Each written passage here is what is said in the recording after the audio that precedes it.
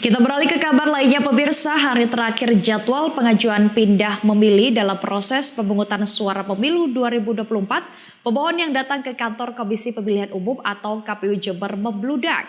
Selain mahasiswa, pemohon juga berasal dari kalangan pekerja yang tidak bisa pulang kampung saat hari pencoblosan 14 Februari mendatang.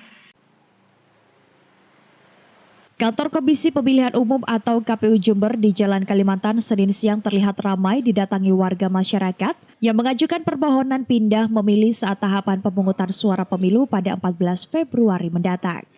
Sesuai peraturan KPU, pemilih yang sudah terdaftar sebagai daftar pemilih tetap atau DPT di tempat asalnya dapat mengajukan pindah memilih atau pindah TPS apabila alamat domisili berbeda dengan alamat KTP.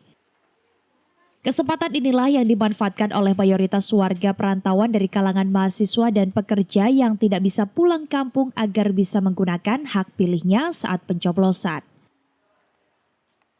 Seperti Muhammad Iqbal Saparudin, seorang mahasiswa asal Kalimantan Timur yang mengaku mengajukan permohonan pindah memilih karena tidak bisa pulang kampung, namun ingin menggunakan hak pilihnya pada pesta demokrasi pemilu 2024 meski berada di perantauan. Sebenarnya awalnya nggak mau ngurus kan, tapi karena pikir kayak sayang aja gitu Pak, karena menurut saya satu suara itu penting juga Pak.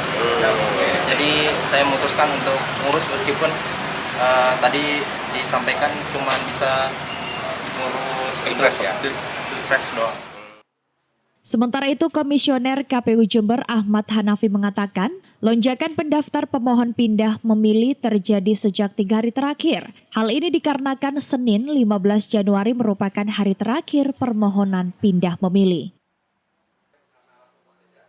Untuk melayani masyarakat yang ingin menggunakan haknya di tempat lain dengan ketentuan-ketentuan, misalnya karena tugas belajar, karena bertugas di tempat lain, karena pindah domisili dan semacamnya. Jadi yang bisa misalnya tugas belajar ya itu hanya bisa dilakukan layanan pindah pilihnya itu sampai H-30 hari.